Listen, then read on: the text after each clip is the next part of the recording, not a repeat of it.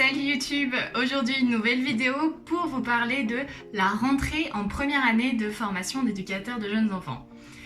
Pourquoi ce sujet? Parce que là, ce mois d'août, il y a énormément de personnes sur Instagram qui m'envoient des messages pour me poser des questions sur leur rentrée en première année. Il y a beaucoup de questions qui sont plutôt techniques et souvent qui sont propres à chaque école, donc je peux pas vous répondre, mais il y a eu plusieurs personnes aussi qui m'ont demandé des conseils pour la première année, il y en a eu encore 2 cette semaine. Donc je me suis dit que j'allais vous faire une vidéo pour vous donner des conseils pour vous organiser pour la rentrée et la première année en formation d'éducateur de jeunes enfants. Alors je fais pas mal de vidéos sur les sélections et la formation EJE. Je vous annonce que sur celle-ci, en fait, c'est une des dernières pour l'instant sur la formation EJE. Ensuite, je vais revenir à parler un peu plus de la sélection et aux personnes qui veulent entrer en formation EJE en passant les sélections. Donc, je vous reparlerai un peu plus de ça en fin de vidéo. Aujourd'hui, je vais parler de 5 conseils pour la première année EJE. Premier conseil, surtout pour les débuts de la première année, ne devenez pas des acheteurs compulsifs de livres professionnels. En fait, je sais que, je suis passée par là, je pense qu'on a tous un peu envie de le faire. On sait qu'en formation EJE, on va avoir à lire beaucoup de livres. On sait que ça va être peut-être chargé à des moments, donc on veut prendre de l'avance et on se met à acheter des livres pour les lire, pour prendre de l'avance. Sauf que parfois c'est un peu contre-productif. Déjà parce que vous allez dépenser beaucoup d'argent dans plein de livres que vous n'allez pas forcément utiliser. Ensuite, vous allez lire sans forcément prendre de notes, sans forcément retenir des parties importantes que vous pourriez avoir ensuite pour des dossiers. Donc, c'est pas toujours intéressant de le faire comme ça en avance. Et puis, vous allez vous retrouver avec des tonnes de livres parfois mal choisis. Enfin, personnellement, c'est ce qui m'était arrivé en début de première année. Alors, plutôt que faire ça, ce que je vous conseille, c'est d'attendre d'être en formation, d'attendre d'avoir un dossier sur lequel vous voulez chercher des informations. Et quand vous allez être dans la rédaction du dossier et que vous allez vous poser des questions sur des situations, là vous aurez envie de lire un certain type de livre, vous aurez envie de lire des sujets spécifiques. Et à ce moment-là, quand vous le lirez, ça prendra sens pour vous et vous allez retenir l'information. En commençant trop en avance, vous allez juste pas retenir l'information. Alors, si vous êtes vraiment pressé, que vous avez très envie de commencer à lire des livres qui seront utiles pour la formation EJE, ce que je vous conseille plutôt que de demander à plein de personnes quels livres ils conseillent, c'est de vous réfléchir à ce qui vous motive dans le métier et réfléchir à quelles questions vous vous posez en fait sur l'éducation, sur le travail avec les enfants. Est-ce qu'il y a des questions que vous posez, que vous vous dites je sais pas trop comment faire ça, ou dans cette situation je saurais pas comment réagir. Ça va vous donner un peu des thèmes, et ces thèmes-là, vous pouvez chercher des livres et lire dessus. Ce qui va être intéressant en fait de partir de vous, et ce qui vous questionne, c'est que quand vous allez lire, ça prendra sens parce que vous ferez du lien avec ce qui vous a questionné au début et vous allez vraiment retenir l'information, vous n'allez pas lire dans le vide. Parce que même si on aime beaucoup lire, moi je suis une grande lectrice et je lisais déjà beaucoup avant d'entrer en formation EJE, quand on est face à un livre professionnel, c'est pas comme des histoires qu'on lit tranquillement sur la plage.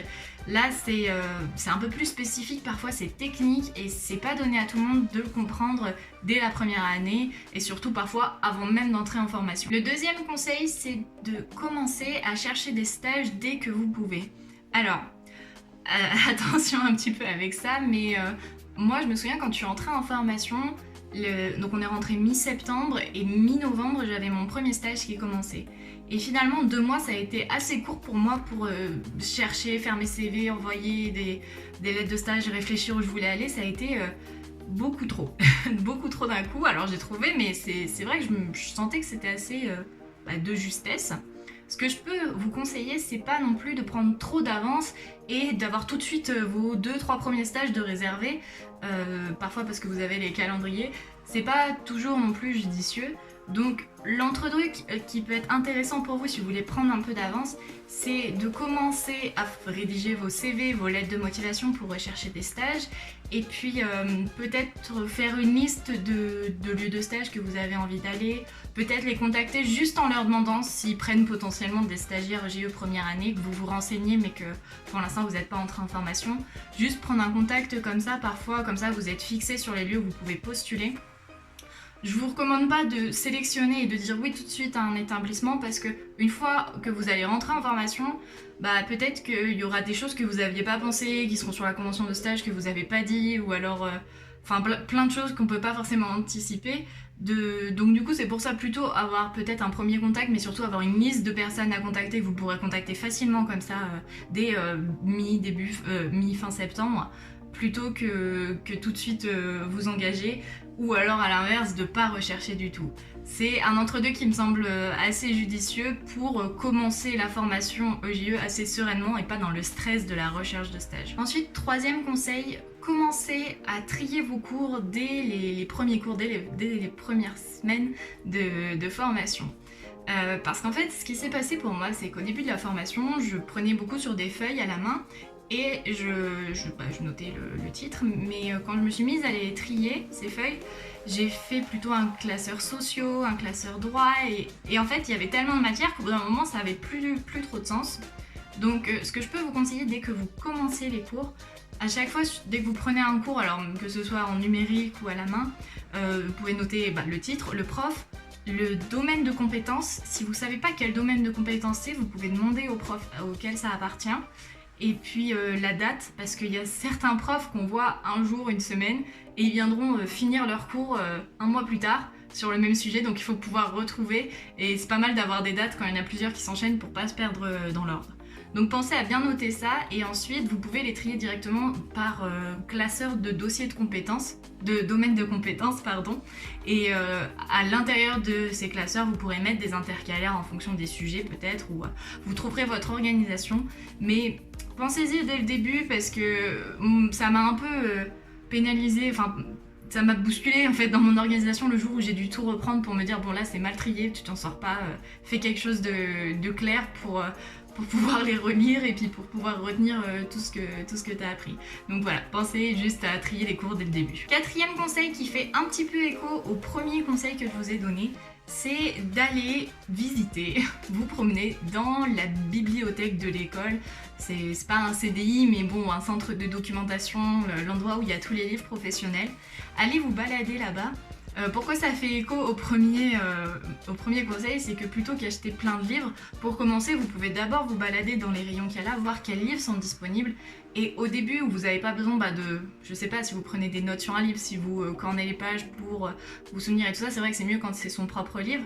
Mais quand on a besoin quand on cherche juste des sujets en général pour avoir une plus grande culture générale sur tout ce qui va arriver sur le métier de JE, allez vous balader d'abord là-bas, vous pouvez emprunter des livres gratuitement et puis vous pouvez voir les feuilleter, voir si ça vous intéresse. Peut-être que vous allez tomber sur des sujets que vous n'aviez pas pensé mais qui effectivement vous posent question, donc comme ça va être intéressant d'aller les lire.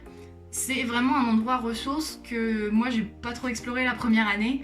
Par contre j'y étais souvent la dernière année, donc peut-être qu'il y a un équilibre à trouver et y aller plus en première année, voir un peu tout ce qu'il y a, savoir comment ça fonctionne le système de recherche.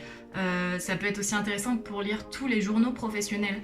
Je sais que quand j'étais en formation UJE, je crois que j'étais pas, à part la dernière année peut-être, j'étais pas abonnée aux journaux professionnels parce que ils étaient déjà là-bas et j'y allais régulièrement, donc c'est assez facile de lire un petit...